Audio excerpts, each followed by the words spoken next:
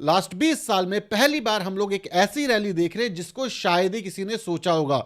Silver उठा लो, gold उठा लो और अब कॉपर, जहां पे रैली आने की पूरी उम्मीद दिखाई जा रही है एक्सपर्ट के थ्रू। और ये रैली कोई बबल नहीं है और ये कोई आर्टिफिशियल क्रिएटेड रैली नहीं है। इसके पीछे की सच्चाई क्या है? लेकिन दूसरा क्वेश्चन, क्या इक्विटी मार्केट जैसे 2025 में शांत रही थी वैसे ही क्या 2026 में भी रहेगी? और जो मेटल मार्केट है वो दहाड़ दहाड़ के चिल्लाएगी कि आओ मुझे खरीदो। तो आज जानेंगे मेटल मार्केट और इक्विटी मार्केट में कहां पे अपॉर्चुनिटी दिख रही है और कॉपर को लेकर के इतना शोर शराबा क्यों दिख रहा है आपको दुनिया में हर जगह।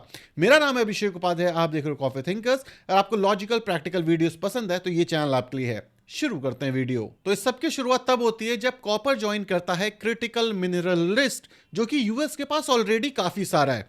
लेकिन ऐसा हो क्यों रहा है? ये क्रिटिकल मिनरल लिस्ट बेसिकली है क्या और क्यों ये इतना ज्यादा इंपॉर्टेंट है दुनिया के लिए?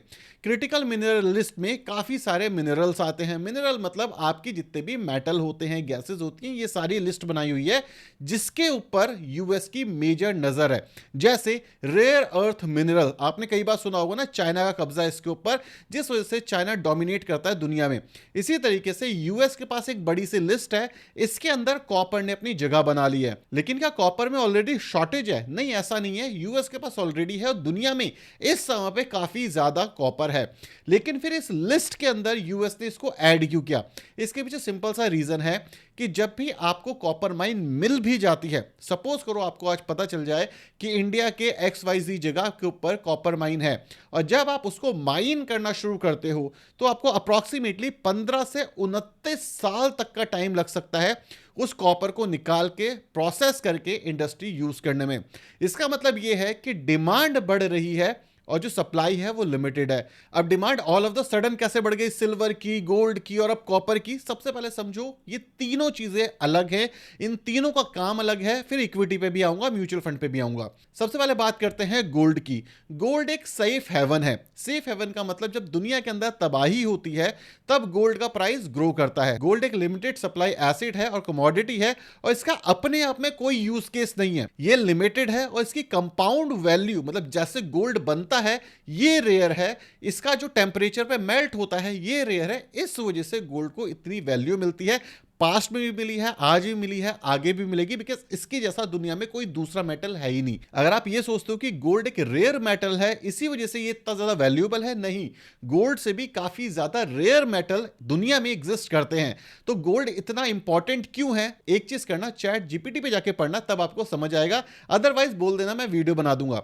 सो गोल्ड अपने आप में एक स्टोर ऑफ वैल्यू है, इसलिए ये इंपॉर्टेंट है। अभी अगर आप देखोगे वेनेजुएला के अंदर वॉर हो रही है, क्रूड ऑयल के प्राइसेस बढ़ रहे हैं और गोल्ड आज भी शूट अप कर गया। गोल्ड हमेशा हेज करता है दुनिया में। जब वोलेटिलिटी होती है तो गोल्ड इस समय पे हेज का काम कर रहा है, अपना काम परफेक्ट तरीके से कर रहा है। और इसी वजह से दुनिया के अंदर इस समय पे डिमांड है, क्योंकि जो चाइना और यूएस के बीच में वॉर है कि भाई सुपर पावर कौन बनेगा, इसको फंड करेगा गोल्ड इन फ्यूचर। तो आई होप आपको समझ आ गया होगा अभी तक कि गोल्ड इतना इंपॉर्टेंट क्यों था और लास्ट 1-1.5 साल में कोई रैली आई क्यों आई और आगे भी ये रैली चलेगी तो क्यों चलेगी। सेकंड आ गया सिल्वर। सिल्वर इस वजह से इंपॉर्टेंट हो गया क्योंकि लोगों की नजर पड़ गई गोल्ड पे, और गोल्ड के बाद जो सबसे इंपॉर्टेंट कमोडिटी है वो है सिल्वर। अब सिल्वर की जो यूज केस है ना वो एकदम से दुनिया में बढ़ गई। एकदम से कैसे बढ़ गई? अगर आप देखोगे हम आज तक कोल के ऊपर प्रोड्यूस करते हैं एनर्जी, राइट?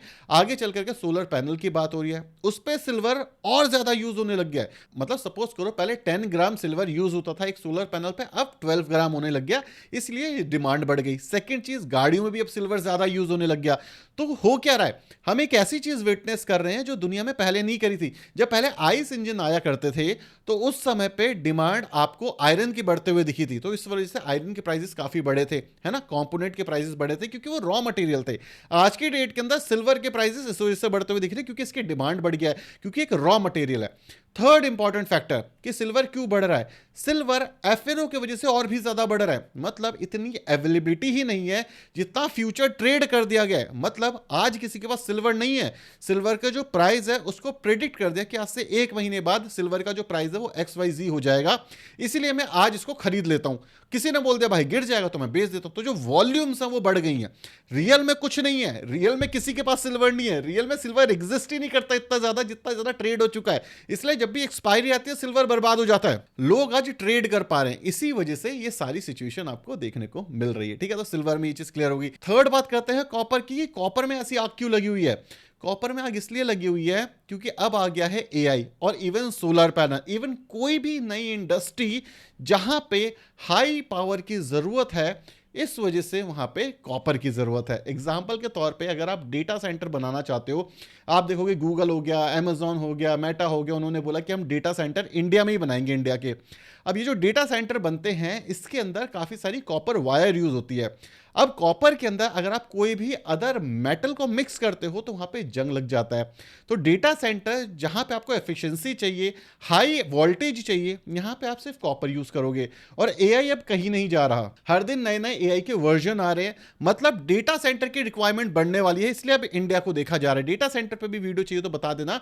तो अब क्या हो रहा है कि जो डेटा सेंटर है उसको प्रोसेस करने के लिए कॉपर चाहिए और दुनिया में कॉपर की डिमांड बढ़ रही है। अब जो नई नई गाड़ियां आ रही है, ईवी आ रहा है, इसमें भी जो कॉपर है उसकी वैल्यू बढ़ रही है। ये सारे एक रॉ मटेरियल है। अगर इन सारी इंडस्ट्रीज को सर्वाइव करना है तो आपको सिल्वर लगेगा ही लगेगा, कॉपर लगेगा ही लगेगा। और जो माइन है वो 29 साल पीछे चल रही है, 15 साल पीछे चल रही है कि भाई माइन मिल भी गई तो प्रोडक्शन बढ़ाने में कमी आ जाएगी। और जो यूएस उसको समझ आ गया कि भाई सिल्वर का गेम तो मैं हार गया, हो सकता है मैं कॉपर का ना हार जाऊं, इसीलिए उन्होंने क्रिटिकल मिनरल वाले सेगमेंट में डाल दिया है। क्या कल से कॉपर की जो डिमांड है वो घट जाएगी? ऐसा नहीं हो रहा। जैसे सिल्वर के केस में हुआ ऐसा नहीं होगा, क्योंकि कॉपर इस समय पर दुनिया में इतना है कि आपका काम चल सकता है। और अगर आप डेटा सेंटर्स की भी बात करोगे तो आप धीरे धीरे करके बढ़ रहे हैं। एक डेटा दिखाता हूं, ये S&P ग्लोबल का आर्टिकल है जहां पे ये दिखाया गया है कि जो कॉपर है वो फेस कर सकता है 30% सप्लाई डेफिसिट बाय 2035। ठीक है, तो ये वार्निंग जारी करी गई है कब के लिए? 2035, आज से 10 साल बाद के लिए। और जो इंडिया है उसने जिम्बाब्वे की कॉपर माइनिंग सेक्टर के अंदर एक बड़ा इन्वेस्टमेंट कर दिया है। क्यों कर दिया है? क्योंकि जो इंडिया की डोमेस्टिक रिक्वायरमेंट है कॉपर की वो काफी ज्यादा बढ़ गई है और जो प्रोडक्शन है वो स्टैग्नेंट हो चुका है 5 लाख टन के आसपास।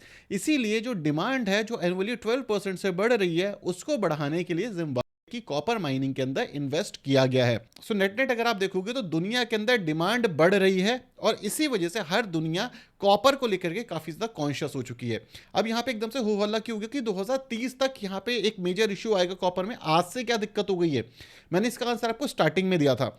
कॉपर अगर आपको मिल भी जाए तो उसको निकाल के रियल लाइफ में लाने में, जहां पे आप उसका यूज कर पाओ, आपको 10 से 15 साल, इवन 29 साल तक भी लग सकते हैं काफी सारे केसेस में।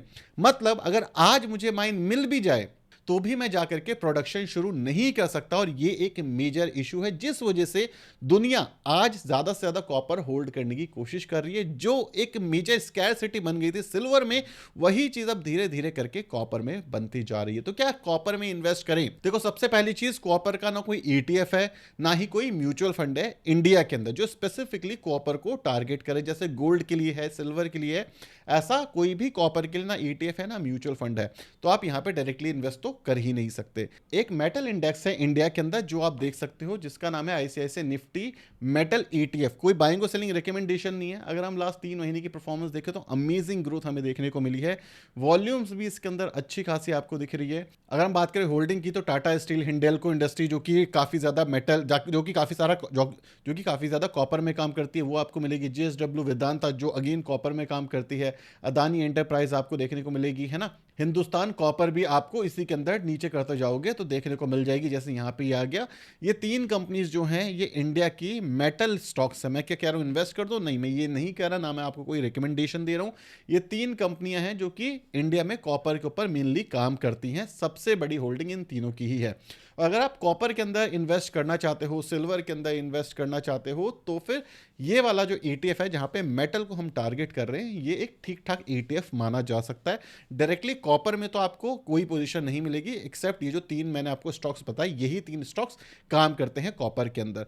अब इसके बाद एक और मेन क्वेश्चन आता है कि क्या जो ट्रेडिशनल इक्विटी मार्केट है जिसको हम शेयर बाजार कहते हैं, वो एक बड़ी दिक्कत से जा रहा है या कमोडिटी मार्केट अच्छा कर रही है, इसको समझो। ट्रेडिशनली दो मार्केट हैं 2026 के लिए, कमोडिटी जिसको हम मेटल कहते हैं, जहां पे गोल्ड सिल्वर कॉपर आता है, देन है हमारा इक्विटी जहां पे म्यूचुअल फंड और स्टॉक आता है। आज की डेट में क्या चल रहा है, जहां पे रियल ग्रोथ चल रही है, ठीक है, इसको हम कहते हैं रियल ग्रोथ, आर्टिफिशियल ग्रोथ कहते हैं, जब हमारा मनी प्रिंट हो जाता है उसको आर्टिफिशियल ग्रोथ कहते हैं। आज की डेट में रियल ग्रोथ चल रही है क्योंकि नए नए प्रोडक्ट बन रहे हैं, नए प्रोडक्ट बन रहे हैं, तो नई चीज़ों की रिक्वायरमेंट बढ़ रही है, जैसे रेयर अर्थ मिनरल की बढ़ रही है, इसी तरीके सिल्वर और कॉपर की बढ़ रही है, ठीक है। अगर आप देखोगे इस यहाँ पे ये रॉ मटेरियल है इसके लिए, ठीक है, रॉ मटेरियल है जिसको बना करके कंपनी जो है वो प्रोडक्ट बनाती है, ठीक है, प्रोडक्ट डेवलप होते हैं। तो सबसे पहले रॉ मटेरियल के प्राइसेस बढ़ते हैं जो आप आज की डेट में देख रहे हो, क्योंकि दुनिया को ज़रूरत है तो रॉ मटेरियल महंगा होगा। जब ये पूरी तरीके से बन बुना करके चला जाएगा कहाँ, कंपनी ही तो बेचेगी ना इसे, कंपनी ही तो सेल करेगी अपने प्रोडक्ट। जब कंपनी इसको बेचेगी तब इक्विटी के प्राइजेस भी आपको बढ़ते हुए दिखेंगे। तो ऐसा नहीं है कि कमोडिटी चल रही है तो इक्विटी नहीं चलेगी, इक्विटी चल रही है तो कमोडिटी नहीं चलेगा। ये देखा गया गोल्ड को अगर मैं हटा दूं उसके अलावा, तो अगर हम नेट देखें तो जो कमोडिटी है वो 2026 में भी काफी ज्यादा एग्रेसिव तरीके से ग्रो करते हुए दिख सकती है, ऐसा एक्सपर्ट का मानना है। इसके ऊपर मेरा कोई से नहीं है, क्योंकि जो कमोडिटी है वो एक लंबी साइकिल में आता है, मतलब कमोडिटी की साइकिल 6 से 10 साल तक चलती है। मतलब जब ऊपर जा रहा होता है तो ऊपर जाता है, जब नीचे आ रहा होता है तो नीचे आता है, क्रैश होता है तो क्रैश हो जाता है, बुल रन होता है तो बुल रन होता है। ये लंबी लंबी साइकिल होती है। लेकिन जो हम विटनेस कर रहे हैं वो बहुत रेयर लोगों ने करा होगा, जहां पे इनोवेशन हो रही है। मतलब आइस इंजन से हम ईवी पे चले गए, और ईवी पे भी हम स्ट्रॉन्ग करने के लिए अब इन सारे मिनरल का यूज कर रहे हैं, जो शायद आज से पहले इतना ज्यादा यूज नहीं होता था। इसीलिए अगर आप देखोगे तो दुनिया जिस हिसाब से स्ट्रक्चर्ड थी वो अब पूरी तरीके से चेंज हो रहा है, और जो कॉपर है वो रियल डिमांड में है। लेकिन क्या कॉपर में इन्वेस्ट करना सही है? मैं अपना पॉइंट ऑफ व्यू बताता हूं। इन्वेस्ट करने में कोई दिक्कत नहीं है, लेकिन मेरे हिसाब से ये इस यहाँ पे एक फोमो है। फोमो का मतलब सिल्वर चला गया, गोल्ड चला गया, कहीं हमारे हाथ से कॉपर भी ना चला जाए। इस पे और डीप रिसर्च करने की ज़रूरत है, वो मैं कर रहा हूँ। जैसे जैसे मेरे को और क्लैरिटी आएगी मैं इसी चैनल के ऊपर आपको शेयर करता रहूँगा। मैं कुछ भी हाँ या ना बोलूँ उसके बाद उसको बैक ना कर पाऊँ किसी डेटा के, तो कोई फायदा नहीं है। तो इसी वजह से इस चैनल को सब्सक्राइब कर दो और वीडियो को लाइक कर दो, ताकि जो आने वाली वीडियो रिसर्च बैक वीडियो होगी वो आपको मिल जाए। इस समय पे ये चीज़ है जिस वजह से कॉपर चल रहा है। आई होप आपको समझ आ गया होगा। वीडियो पसंद है वीडियो को लाइक और चैनल को सब्सक्राइब कर देना। Thank you so much for watching this video. Signing off.